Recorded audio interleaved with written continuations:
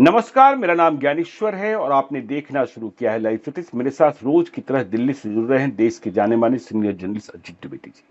अजीत जी, आज तकनीकी कारणों से यह जो संवाद हम लोगों का है वो ऑडियो फॉर्मेट में है और दर्शकों को तकनीकी कारण है जो आप देख पा रहे हैं, जो तकनीकी कारणों से असुविधा हो रही है उसके लिए खेद है। लेकिन संवाद को आगे बढ़ाते हुए आज हम लोग प्रधानमंत्री नरेंद्र मोदी की बात करेंगे।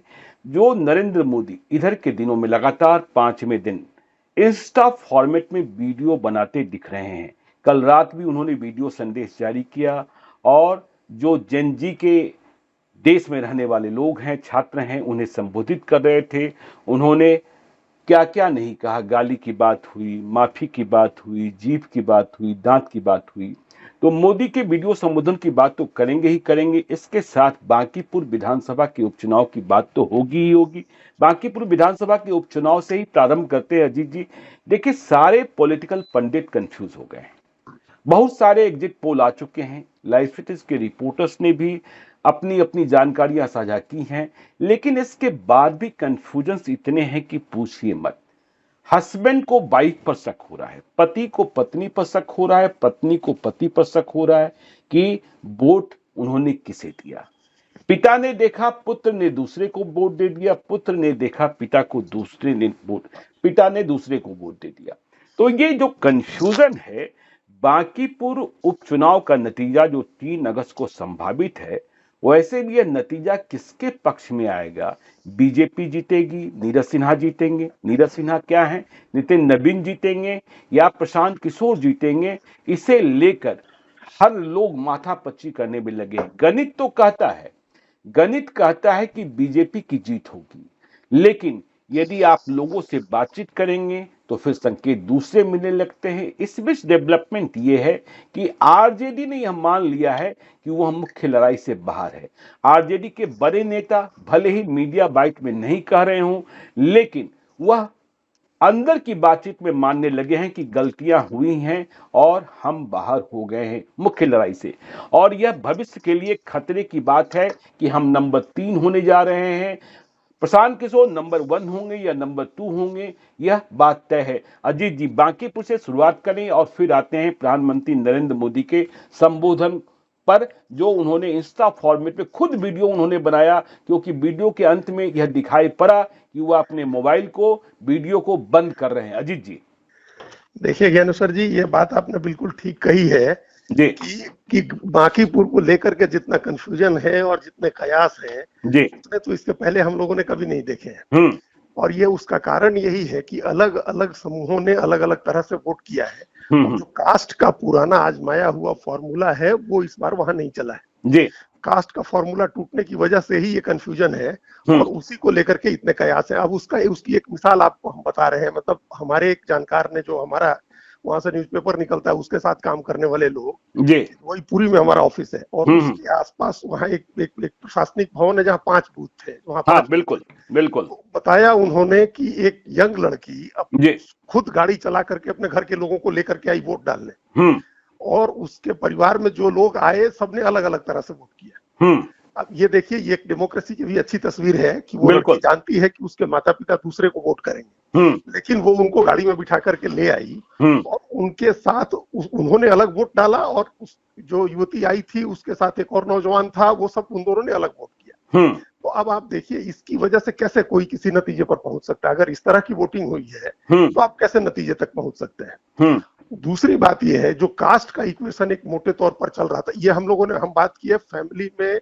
एक जेनजी जो है, एक यूथ है वो, और जो पुराने लोग हैं, जो ओल्ड स्कूल के लोग हैं, ओल्ड थॉट वाले लोग हैं, वो भी पहले बात कर रहे थे कि हम इस बार कुछ बदलाव चाहते हैं, या प्रशांत किशोर बहुत अच्छे कैंडिडेट है वो भी कह रहे थे। लेकिन उनमें से बहुत से लोगों का ऐसा सुनने में आया, बताया लोगों ने कि मन बदल गया आखिरी समय में बूथ नहीं तो अन्यथा पहले तो एकदम ही तस्वीर साफ थी, लेकिन वो मन बदला पुराने लोगों का, ओल्ड स्कूल के लोगों का।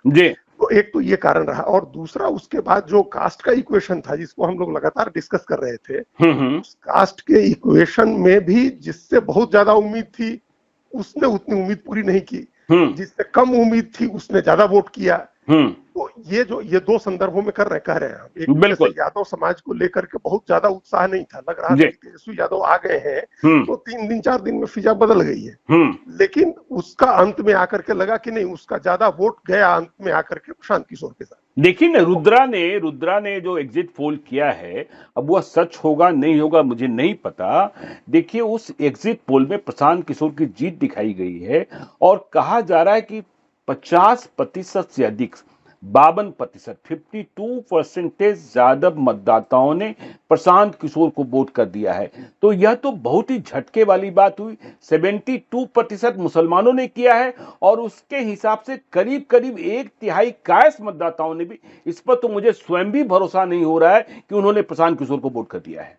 देखिए इसमें बाकी दोनों ठीक है, वो आंकड़े ठीक है। हमारी जो जानकारी है, उन्होंने भी तो किसी न किसी की जानकारी पर, फीडबैक पर ही कोई भी सर्वे करता है। 10 बिल्कुल बात करता है, 20 आदमी से तो हम लोग भी बात कर रहे हैं। तो ये सही है 72 नहीं, हम तो ये कह रहे हैं कि 80% मुसलमानों ने वोट दिया प्रशांत किशोर और उनका वोट ज्यादा पड़ा भी है। मतलब अगर पोलिंग परसेंटेज देखेंगे तो उनका पोलिंग परसेंटेज ज्यादा है। उसका कारण ये है कि एक तो उनका एक सघन बस्ती है, एक ही 2-3 इलाकों में, 1 या 2 या 3 इलाकों में उनका वोट एक जगह है। बिल्कुल। और ये जो सबसे कोर वोट है, जिस पर हम नहीं मानेंगे कि 1/3 कायस्थों ने वोट किया है प्रशांत किशोर को, लेकिन कायस्थ के वोट को लेकर के ये जानकारी, और हम लोग भी जानते हैं और लोगों ने भी कहा कि एक जगह नहीं है, कहीं बल्क में वोटर नहीं है कि एक बस्ती एक है जहाँ 2000 वोट है, कहीं 5000 वोट है, ऐसा नहीं है। वो पूरी कॉन्स्टिट्यूएंसी में स्कैटर्ड है और वो वोट डाला है, वो वोट तो 90% से ऊपर, 95% से ऊपर गया है नीरज सिन्हा को। लेकिन 80% के करीब मुसलमान का वोट और 50% के करीब यादव का वोट, जितना पोल हुआ है, वो गया है प्रशांत किशोर को।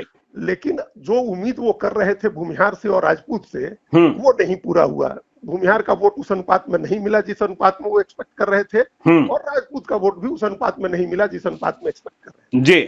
तो इसकी वजह से इसको, क्या अब ये नंबर्स इतने हैं कि न्यूट्रलाइज कर दें? जो प्रशांत किशोर के समर्थक हैं, आज सवेरे जिन लोगों से बात हुई और वो जो चिड़ियाखाना में घूम करके वॉक करके आए थे लोग, उनका कहना था कि ये नंबर ऑफ वोट्स कम पोल हुए हैं जिन जातियों का आप नाम ले रहे हैं, और यादव मुसलमान का वोट ज्यादा पोल हुआ है। और उसके कारण ये थे कि वो स्पिरिटेड ज्यादा थे पोल को लेकर के। बिल्कुल। दूसरा कारण ये था कि उनका वोट एक ही इलाके में है, मतलब वो स्कैटर्ड नहीं है, बहुत ऐसा नहीं फैला हुआ है, पूरी कॉन्स्टिट्यूएंसी में नहीं फैला हुआ है। तो वो अपने परिवार के साथ निकले और उन्होंने वोट किया ज्यादा संख्या में। ज्यादा संख्या में वोट किया है और उसकी ज्यादा संख्या प्रशांत किशोर को गई है। इस आधार पर वो कह रहे हैं कि प्रशांत किशोर को एडवांटेज है। लेकिन दूसरी तरफ का जो तर्क है, वो तर्क जो है, वो तर्क ये है, लेकिन दूसरी तरफ के तर्क के पहले रुद्रा की और बात कर लें अजीत जी। रुद्रा के जो एग्जिट पोल में बताया जा रहा है कि जो ईबीसी की जातियां हैं बिहार में, और हम बांकीपुर की भी बात कर रहे हैं, बांकीपुर में चंद्रवंशी जाति के मतों में भी बड़ी सेंधमारी की बात की जा रही है कि प्रशांत किशोर ने सेंधमारी कर दी है। तब तो यह खतरे की घंटी है, एनडीए के सोशल फैब्रिक में खतरे की घंटी है। देखिए ये बात अभी उस सर्वे की बात जो है, वो उनको वहां से फीडबैक मिली होगी, लेकिन हमको ये लोगों ने कहा कि वो वोट नहीं टूटा है। जो चंद्रवंशी का वोट है, वो इस वक्त, चूंकि जो ईबीसी है वो लगभग 50,000 वोट है, और उसमें सबसे ज्यादा चंद्रवंशी का वोट है। बिल्कुल। आसपास हम लोग जानते हैं, पटना, ओल्ड गया डिस्ट्रिक्ट ऑफ पटना का जो जिला है, इसमें ज्यादा चंद्रवंशी आबादी भी है। और ये आप समझिए, उसी समाज के एक व्यक्ति ने हमको कहा कि किसी भी सरकार में आजादी के बाद से चंद्रवंशी को उतना नहीं मिला जितना एनडीए में मिला है। स्पीकर बनाए गए हैं प्रेम कुमार, प्रमोद चंद्रवंशी मंत्री हैं, भीम सिंह राज्यसभा में है। तो ये चंद्रवंशी को इतनी पूछ नहीं होती थी। तो चंद्रवंशी ऑब्लाइज्ड है और अपने को नेचुरली वो अलाइंड मानते हैं बीजेपी के साथ। और हम लोग पहले भी इस बात की चर्चा कर चुके हैं कि ये एक मिथक है कि अत्यंत पिछड़ी जातियां नीतीश कुमार के कारण एनडीए में है। बिल्कुल। वास्तव में वो बीजेपी के साथ है, क्योंकि जब नीतीश कुमार अलग लड़े थे तब भी 52% जो सीएसडीएस का पोस्ट पोल डाटा था, उसके हिसाब से 52% जो अति पिछड़ा का वोट था वो बीजेपी को गया था। और जब नीतीश कुमार बीजेपी के साथ आते हैं तो वो 75 से 80% वोट ईबीसी का उस अलायंस को जाता है। तो इसका मतलब कि नीतीश कुमार उसमें 30% ही ऐड करता है। 52-55% जो ईबीसी का वोट है वो बीजेपी का है। तो वो बीजेपी को छोड़ देगा, ये एक मतलब पॉलिटिकली भी ये थोड़ा हमको मुश्किल लग रहा है। तो इसलिए चंद्रवंशी टूटा होगा निश्चित रूप से, अति पिछड़ा का वोट भी, लेकिन उसमें ज्यादा वोट लगा है क्योंकि उनकी तरफ से भी रामबली चंद्रवंशी घूम ही रहे थे और वो अपना करते ही है उनके साथ राजनीति प्रशांत किशोर के साथ। तो वो, लेकिन इसके बावजूद ऐसा वोट नहीं टूटा है कि वो उसको हम लोग मान सके कि डैमेज हुआ है, वो बीजेपी के साथ रहा है। लेकिन अजीत जी, बीजेपी के तर्क की बात करें, हम इसी ईबीसी पर आते हैं या अदर कास्ट का जो वोटिंग ट्रेंड है, क्या आपको लगता है कि प्रशांत किशोर जीत जाते हैं तो इसका संकेत ये है कि जो मौजूदा नेताओं की बात है, पंक्ति है, जिनके प्रतिनिधित्व की बात करते हैं हम लोग कह रहे थे कि चंद्रवंशी को विधानसभा अध्यक्ष बनाया गया, मंत्री बनाया गया, इतनी हिस्सेदारी दी गई, लेकिन फिर वहीं जेनजी भी आ जाते कि जो मौजूदा नेतृत्व है बिहार का, उनके प्रति लोगों की निराशा बढ़ी है। यदि हम गुस्सा न भी करें तो निराशा बढ़ी है और वो नए चेहरों की तलाश में है। क्या यह भी इसका संकेतक होगा? देखिए, ये अक्सर इस तरह के संकेत उपचुनाव में मिलते हैं जी, और वो उपचुनाव में इस संकेत को पकड़ के अगर कोई राजनीति करता है तो वो लंबे समय में उसका लाभ भी ले सकता है। उपचुनाव में इस तरह के संकेत मिलते हैं और उपचुनाव में हर वर्ग इस तरह के प्रयोग करने की स्थिति में भी होता है। वो प्रयोग भी कर सकता है ना, चूंकि एक तो पहले दिन से हम लोग ये बात कर रहे हैं कि इस नतीजे से सरकार की सेहत पर कोई फर्क नहीं पड़ना है। तो अगर कोई प्रयोग भी कर रहा है किसी भी जातीय समूह को या किसी भी उम्र वर्ग, आयु वर्ग के लोगों को, तो वो प्रयोग इस बीच हो सकता है, इस चुनाव में हो सकता है जी। अच्छा, प्रयोग का कारण एक ये भी है ज्ञानेश्वर जी की ये प्रशांत किशोर चुनाव लड़ रहे हैं। प्रशांत किशोर का तो अपने इतना बड़ा कद है और उनके प्रति एक आकर्षण है, लेकर के जो लोग लिखते हैं और जो भाव अभिव्यक्त करते हैं लोग सोशल मीडिया में, उससे लग रहा है कि लोग एक मसीहा के तौर पर उनको देख रहे हैं, खासतौर से नौजवान पीढ़ी। तो जब नौजवान पीढ़ी उनको मसीहा की तरह देख रही है और उनमें अपनी समस्याओं के समाधान की उम्मीद देख रही है, तो फिर तो वो किसी भी जाति का हो उनको वोट करेगा। और अगर उनको जिता दिया उस नौजवान पीढ़ी में जो जेनजी है, जिसकी आबादी 25-26%, 27% तक है, और निश्चित रूप से बांकीपुर में भी यही एवरेज होगा। बिल्कुल, ये नेशनल एवरेज है तो इससे ज्यादा आधा 1% ऊपर नीचे होगा कहीं जी। लेकिन बिहार की तो आबादी भी ज्यादा है, बिहार में फर्टिलिटी रेट भी ज्यादा है, जनसंख्या बढ़ने की दर ज्यादा है, तो बिहार में तो और ज्यादा ही होगा। ये जेन जी और जेन अल्फा जो है वो ज्यादा ही होगा जी। तो वो अगर जिता लेता है प्रशांत किशोर को तो ये निश्चित रूप से तमाम पुराने नेताओं के लिए खतरे की घंटी है और ये प्रयोग फिर प्रयोग नहीं रह जाएगा। फिर इसको एक व्यापक पैमाने पर एक मेन स्ट्रीम का ये जो है ये सच हो जाएगा, बिहार की राजनीति का यही सच हो जाएगा जी, ये मेन स्ट्रीम हो जाएगा। अभी हम लोग को लग रहा है कि अपवाद है या प्रयोग है, लेकिन अगर प्रशांत किशोर जीत जाते हैं तो ये मेन स्ट्रीम हो जाएगा और प्रशांत किशोर की आंधी चल पड़ेगी। हम ये अभी कह रहे हैं, पूरे जिम्मेदारी के साथ कह रहे हैं, और वो आंधी ऐसी चलेगी जिसमें जाति के सारे बंधन जो हम लोग देखे कि अभी ढीले हुए हैं, अभी हम ये नहीं कह सकते हैं कि पूरी तरह से टूट गए हैं, बिल्कुल हम ये करें कि ढीले हुए हैं, क्योंकि प्रशांत जो आरजेडी का जो वोट टूटा है वो अभी एक प्रयोग के लिए टूटा है, वो ये समझ के टूटा है कि ये टैक्टिकल, उसके लिए ये टैक्टिकल पोजीशन है, बिल्कुल स्ट्रेटेजिक शिफ्ट नहीं है, टैक्टिकल पोजीशन है कि इस चुनाव में चूंकि प्रशांत किशोर ज्यादा कंफर्टेबल, ज्यादा मजबूती से लड़ाई लड़ रहे हैं बीजेपी के साथ, तो उनके साथ जाया जाए। लेकिन अगर ये इस जो टैक्टिकल शिफ्ट से अगर वो जीत जाते हैं और जो जेनजी का है वो उनको सपोर्ट किया है उससे वो जीत जाते हैं, तो फिर ये टैक्टिक्स जो है स्ट्रेटेजी में बदल जाएगी। फिर तो क्या दिक्कत है, फिर तो ये प्रूव हो जाएगा ना कि प्रशांत किशोर वो वोट ले आ रहे हैं जिसमें एंटी बीजेपी वोट जुड़े तो बीजेपी को हराया जा सकता है।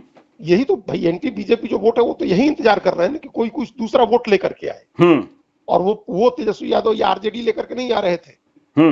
अगर वो प्रशांत किशोर वो वोट लेकर के आ रहे हैं जो बीजेपी के अपने जातीय समीकरण का वोट है, एनडीए के अपने जातीय समीकरण का वोट है, और जेनरेशन जेड जो 14 साल से 29 साल के बीच के लोगों वाला वोट और सपोर्ट दोनों है, वो अपने साथ लेकर के आते हैं तो एंटी बीजेपी वोट, इसका मतलब यानी मुसलमान और यादव को उनके साथ जुड़ने में कोई दिक्कत नहीं है। बिल्कुल, एक समूह जो एंटी बीजेपी वोटिंग कर रहा है, अगर वो जुड़ जाता है उनके साथ, ये हम लोग लगातार इस पर चर्चा कर रहे हैं, तो ये प्रशांत किशोर का चुनाव जीतना तो एकदम बिहार की पॉलिटिक्स का पैराडाइम शिफ्ट होगा। ऐसा पूरा पैराडाइम जो बिहार की पॉलिटिक्स है वो शिफ्ट कर जाएगा, पूरा सिद्धांत, मतलब जो आमूल चूल परिवर्तन जिसको कहते हैं वो हो जाएगा। फिर तो वो राजनीति उस तरह से नहीं देखी जाएगी जैसे अब तक देखी जाती है। अब ये बीजेपी के लिए अच्छा होगा बुरा होगा ये बात की बात है, देखिए, क्योंकि बीजेपी की ऐसी बात करें स्थिति अजीत में जी, बीजेपी की बात करें इसके पहले आपने कहा कि मसीहा के रूप में उभरेंगे। चलिए हम उम्मीद मान लेते हैं, लेकिन यह बात समझने की है कि प्रशांत किशोर की उम्र तेजस्वी यादव से ज्यादा है, सम्राट चौधरी से कुछ कम है। तो तेजस्वी यादव कैसे पिछड़ गए? और तेजस्वी यादव देखिए अब कांग्रेस के निशाने पर भी हैं। कांग्रेस ने यह राग अलापना शुरू कर दिया है कि आपने यह चुनाव लड़कर बीजेपी की मदद की है। मतलब कांग्रेस यह कहना चाहती है कि प्रशांत किशोर यदि हारेंगे तो वजह आप होंगे। और दूसरी ओर बीजेपी के राष्ट्रीय प्रवक्ता अजय आलोक ने कल पटना में प्रेस कॉन्फ्रेंस की थी।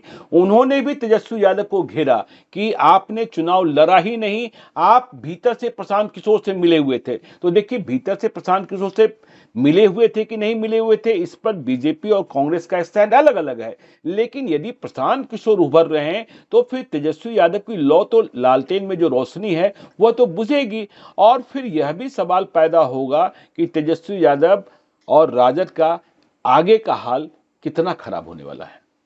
देखिए, ये ज्ञानेश्वर जी, हम लोग तेजस्वी यादव और आरजेडी के उसके भविष्य को अलग अलग पहलू से लगातार हम लोग उसका आकलन कर रहे हैं। जब वो नहीं आए थे, कैंडिडेट दे करके गायब हो गए थे, तब भी हम लोगों ने किया। जब उन्होंने आ करके प्लंज लिया, 3 दिन घूमे, रोड शो किया, तब भी हम लोगों ने आकलन किया। जी। लगा एक समय कि उनका वोटर उनकी तरफ लौट रहा है। फिर चुनाव के एक दिन पहले जो कयामत की रात होती है, उस दिन जो चेंजेज हुए, जो बदलाव हुआ, वो भी हम लोगों ने तभी हम लोगों ने डिस्कस किया। जी। तो ये ग्राफ ऊपर नीचे हुआ, एकदम खत्म हो गए, फिर वापस लड़ाई में आए, फिर लड़ाई से बाहर हुए, उनका वोटर एक टैक्टिकल पोजीशन लिया। तो ये तीनों चीजें हुई हैं इस चुनाव में।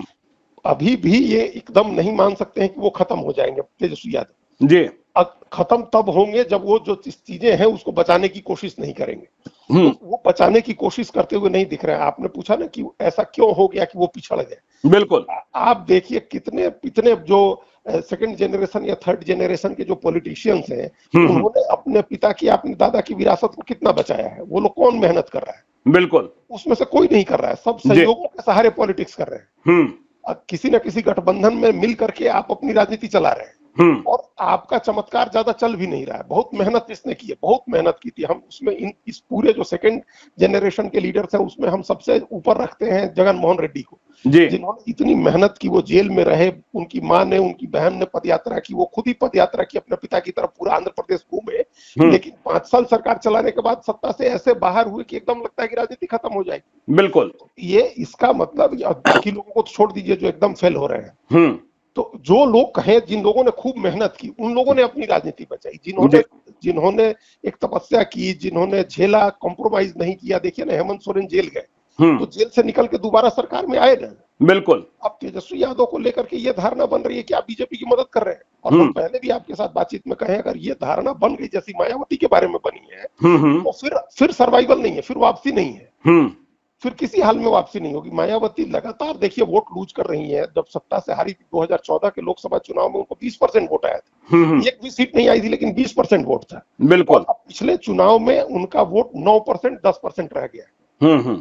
तो एकदम जो सिर्फ दलित में भी जो जाटो हैं वो रह गए हैं। तो तेजस्वी यादव अगर इसी अंदाज में, और ये धारणा बन गई कि भाई आप किसी न किसी प्रत्यक्ष रूप से, परोक्ष रूप से बीजेपी की मदद कर रहे हैं, अपने मुकदमों से बचने के लिए किसी तरह के कॉम्प्रोमाइज कर रहे हैं, कोई सरेंडर कर रहे हैं, तब तो आपकी कोई गुंजाइश नहीं है वापसी की। फिर मुसलमान तो तुरंत ही छोड़ देगा, उसको एक प्रशांत किशोर के रूप में नया विकल्प भी मिल रहा है। और फिर धीरे धीरे यादव का वोट भी एक सीमा के बाद आपसे निकल जाएगा। आपके पास बहुत थोड़ी सी पूंजी बचेगी। उस पूंजी पर आप कोई राजनीति नहीं कर पाएंगे। बिल्कुल।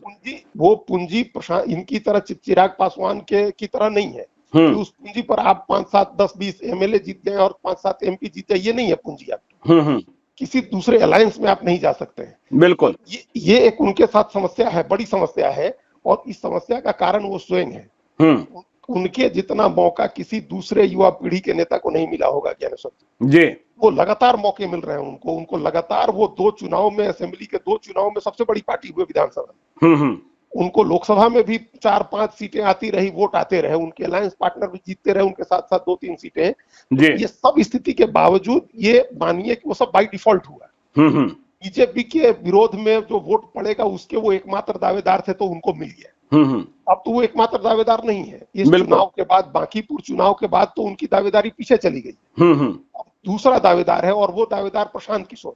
जो एंटी बीजेपी वोट इनको बिना कुछ किए मिलता था, इनके बिना कुछ किए मिलता था। बिल्कुल। आप बताइए ना कौन सी स्ट्रेटजी बनाते थे और क्या ये मेहनत करते थे और क्या चुनाव लड़ते थे। 5 साल तो राजनीति नहीं करते, चुनाव के समय हेलीकॉप्टर से आप 10 जगह सभा कर दीजिए एक दिन में, 15 कर दीजिए, उससे कोई फर्क नहीं पड़ता। तो ये जो इनका बिना कुछ किए वो वोट मिलता था, वो वोट जो है अब करने वाले के साथ चला जाएगा। और करने वाले प्रशांत किशोर है, वो लगातार बीजेपी का विरोध कर रहे हैं, लॉजिकल विरोध कर रहे हैं, और सिर्फ विरोध नहीं कर रहे हैं, एक पॉजिटिव एजेंडा भी चला रहे हैं। देखिए तेजस्वी यादव और आरजेडी का एजेंडा जो है वो नेगेटिव एजेंडा है कि इनको हटा दीजिए। आप आइएगा तो आपके पास क्या पॉजिटिव एजेंडा है वो आप नहीं डिस्कस करते, और आपने एक पॉजिटिव एजेंडे के नाम पर ऐसा कह दिया कि हर घर को सरकारी नौकरी देंगे, जिस पर किसी को यकीन ही नहीं हुआ। बिल्कुल, ये एजेंडा नहीं चलेगा। ये वैसा ही एजेंडा था जैसे राहुल गांधी ने कह दिया था कि हर व्यक्ति को 8,000 रुपया देंगे, 1 लाख रुपया देंगे हर साल, हर व्यक्ति को 8,000 रुपया देंगे और खटाखट रुपया आएगा। उन्होंने यही जुमला बोला था जी, लेकिन किसी को यकीन ही नहीं हुआ कि आप कहां से दीजिएगा। तो ऐसे वादे आप करते, ये पॉजिटिव एजेंडा नहीं है। प्रशांत किशोर के पास एक पॉजिटिव एजेंडा है, मतलब एक चेंज का एक पॉजिटिव ब्लूप्रिंट है उनके पास। बिल्कुल, इनको चेंज करिए, हम आएंगे तो हम ये करेंगे। तो वो एक विकल्प है जो मेहनत कर रहे हैं, एक आइडियोलॉजी के बेसिस पर एक गवर्नेंस को आइडियोलॉजी बनाने की बात वो कर रहे हैं। तो जो बिना कुछ किए वोट तेजस्वी आरजेडी को आता था वो उनको चला जाएगा। फिर तेजस्वी के लिए क्या बचेगा? नहीं, तेजस्वी के लिए क्या बचेगा और बीजेपी का क्या तर्क है कि बीजेपी जीत सकती है? इसके पहले तेजस्वी से जुड़ा ही एक और सवाल ले लेते हैं। आपने कहा कि तेजस्वी किसी और से अलायंस नहीं कर सकते। क्या आपको लगता है कि प्रशांत किशोर की जीत के बाद कांग्रेस पार्टी भी तेजस्वी यादव से दूर चली जाएगी, तेजस्वी यादव के प्रति कोई आकर्षण नहीं होगा और कांग्रेस पार्टी, प्रशांत किशोर व अन्य दल जो अभी महागठबंधन में दिख रहे हैं वो खड़े हो जाएंगे एक साथ और मुख्य विपक्ष की भूमिका में आ जाएंगे? देखिए ये एक बिल्कुल नए परम्यूटेशन कॉम्बिनेशन की बात है, हम लोग आगे इस पर और विस्तार से करेंगे जी। लेकिन कांग्रेस जिस तरह से बिहेव कर रही है अपने अलायंस पार्टनर्स को लेकर के, या अलायंस पार्टनर्स भी जिस तरह का ले रहे हैं, आप स्टैंड ले रहे हैं। आप देखिए, अगर जिस दिन राहुल गांधी गए प्रधानमंत्री आवास के बाहर, उन्होंने प्रदर्शन किया, तो आम आदमी पार्टी के संजय सिंह ने क्या ट्वीट किया? बिल्कुल, हाँ। संजय सिंह ने कहा कि जंतर मंतर पर कॉकरोच जनता पार्टी का प्रदर्शन फेल करने के लिए मोदी जी ने राहुल गांधी से अपने घर के बाहर प्रदर्शन करा लिया। और बदले में कांग्रेस की तरफ से कहा गया, संजय सिंह को पवन खेड़ा ने पूछा कि आपका ये वाला ट्वीट किसने लिखा है? राघव चड्ढा ने या अमित मालवीय ने? तो कांग्रेस ने कहा कि आम आदमी पार्टी बीजेपी से मिली हुई है, आम आदमी पार्टी ने कहा कांग्रेस बीजेपी से मिली हुई है।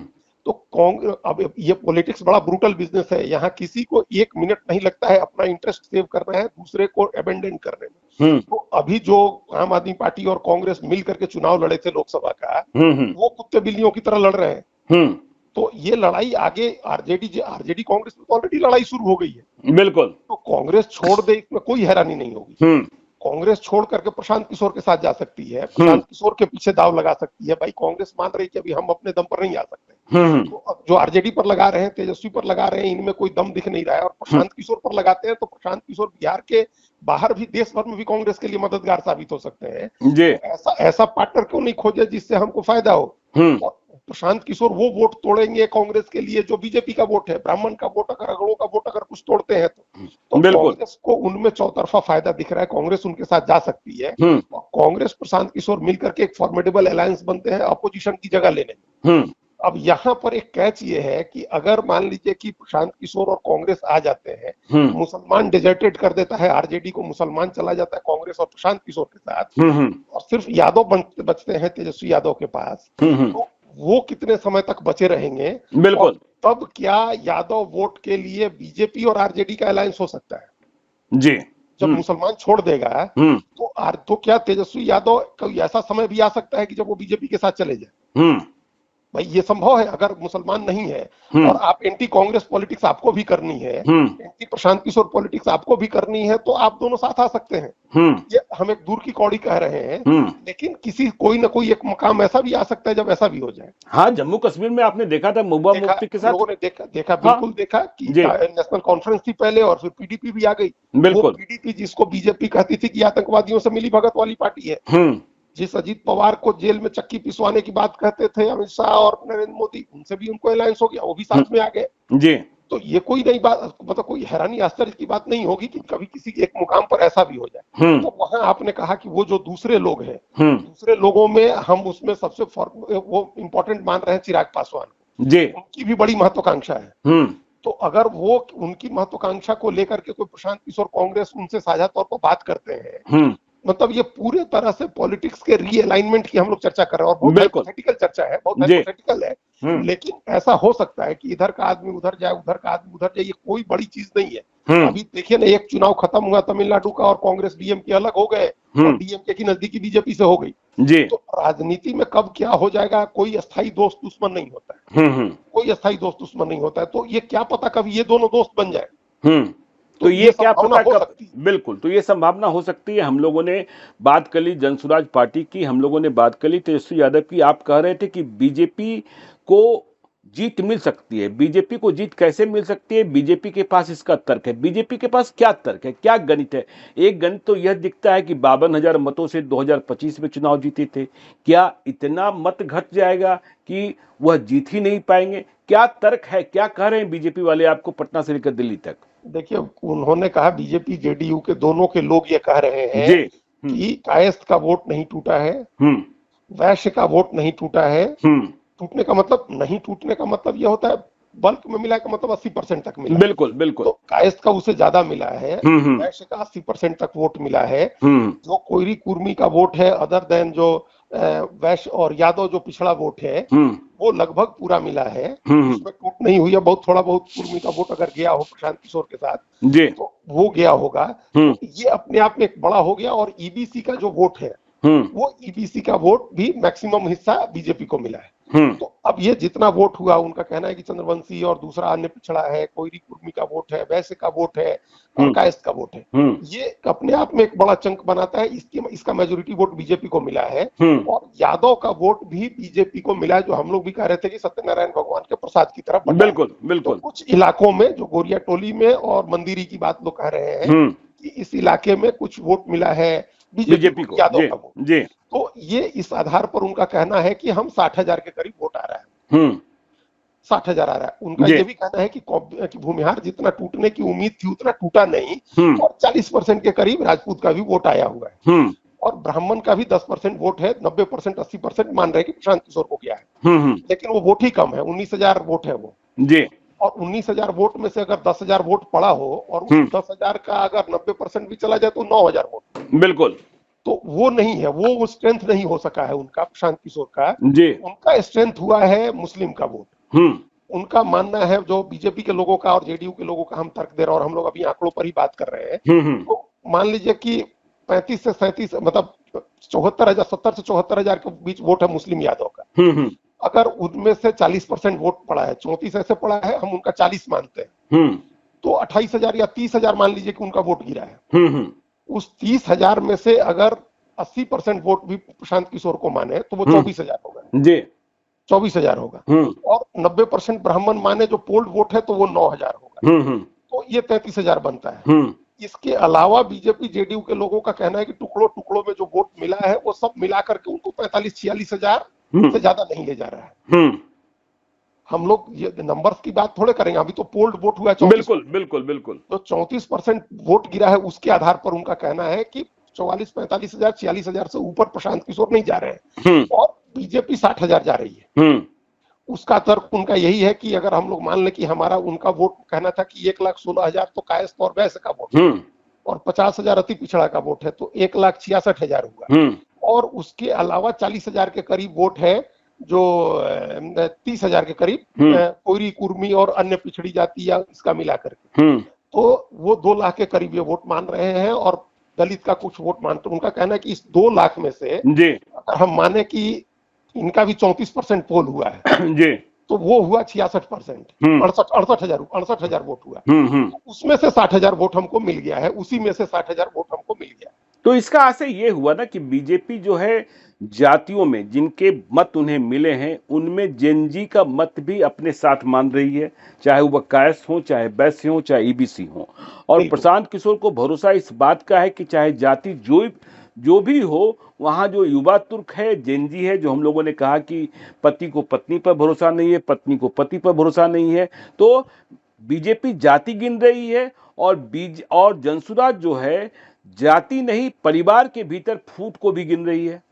हाँ नहीं, ये बीजेपी जेडीयू के लोग भी गिन रहे हैं जी, लेकिन इसको एबरेशन के तौर पर गिन रहे हैं, इसको मेन स्ट्रीम या इसको ऐसा नहीं मान रहे हैं कि ये एक सिद्धांत की तहत सिद्धांत बन गया, ये अपवाद के रूप में देख रहे हैं वो, नियम के रूप में नहीं देख रहे हैं इसको कि अपवाद था, कई जगह ऐसा हुआ, लेकिन उसका ये लोग 3 से 4%, 5% तक मार्जिन ऑफ एरर लेके चल रहे हैं।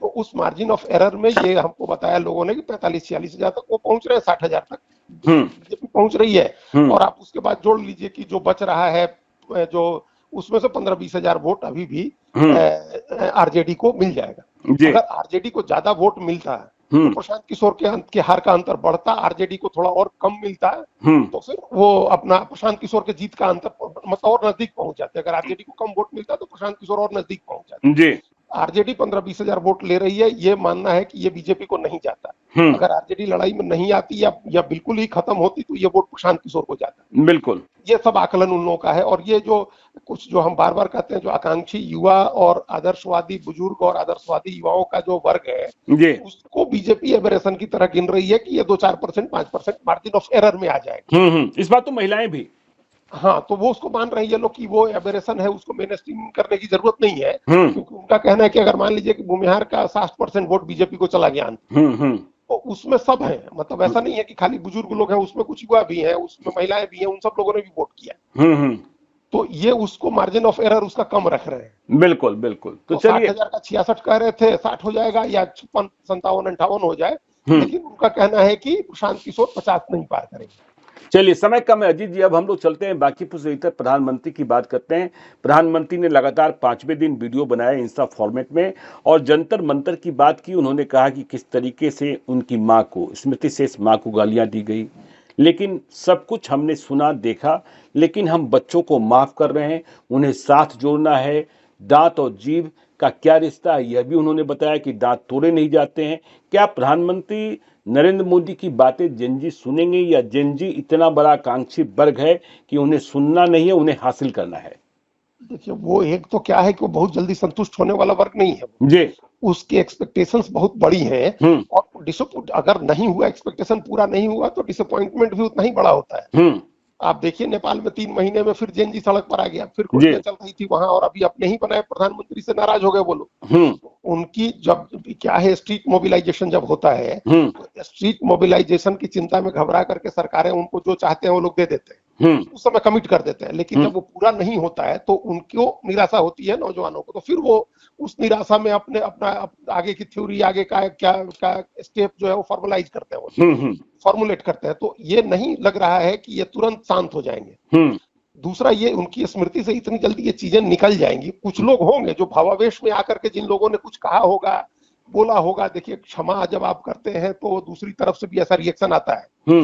उसमें कुछ भावावेश में जिन लोगों ने कहा होगा, वो हो सकता है कि पीछे हटे, या जो लोग घोषित रूप से खुल करके कहते थे कि हमारा परिवार पहले बीजेपी का था लेकिन हम नाराज हैं, उनमें थोड़ा सॉफ्ट हो सकते हैं। अभी प्रधानमंत्री की कोशिश सिर्फ इतनी ही है ज्ञानेश्वर जी, वो कोई अभी तुरंत सारी चीजों को बदल करके और पूरे जनजी को अपने साथ जोड़ लेने की उम्मीद नहीं कर रहे हैं। वो सिर्फ ये अभी कोशिश कर रहे हैं कि जो ये पूरा वर्ग हॉस्टाइल हुआ है, हॉस्टिलिटी कम हो, वो न्यूट्रलाइज होना शुरू करे। फेवर में तो कब आएगा नहीं आएगा हम नहीं कह सकते हैं, लेकिन अभी उनकी हॉस्टिलिटी खत्म करके उनको न्यूट्रल ग्राउंड पर ले आने की कोशिश हो रही है। अगर वो न्यूट्रल ग्राउंड पर एक बार आ जाएंगे तो बीजेपी अपने एजेंडे से उनको अपनी तरफ घुमाने की कोशिश करेगी जब चुनाव आएगा। जी। और प्रधानमंत्री ने जो एक बात कही है, देखिए हम सवेरे भी अपने यहाँ में लिख रहे थे तो हमको ये बात ध्यान में आई थी, जो रहीम दास का दोहा है, क्षमा बड़न को चाहिए छोटन को उत्पात।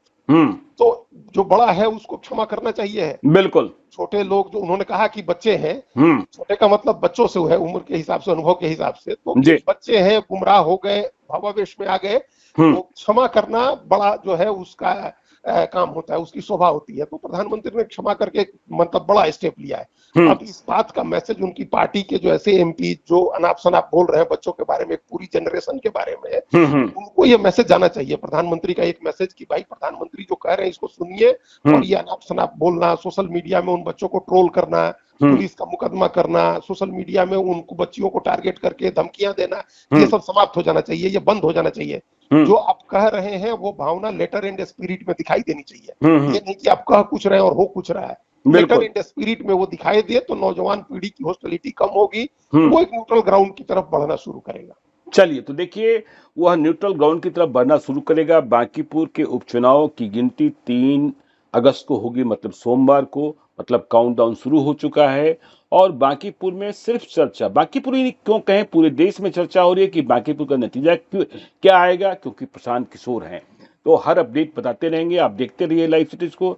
आज आपको असुविधा हुई, ऑडियो फॉर्मेट में देखना पड़ रहा है, आगे से तकनीकी गड़बड़ी न हो इसका ख्याल रखेंगे। और जिन दर्शकों ने अब तक हमारे चैनल को सब्सक्राइब नहीं किया है वो सब्सक्राइब कर लें। यदि इस ऑडियो को आप फेसबुक पर देख रहे हैं तो पेज को लाइक कर लें, और हैंडल एक्स पर भी हमें फॉलो करें। धन्यवाद।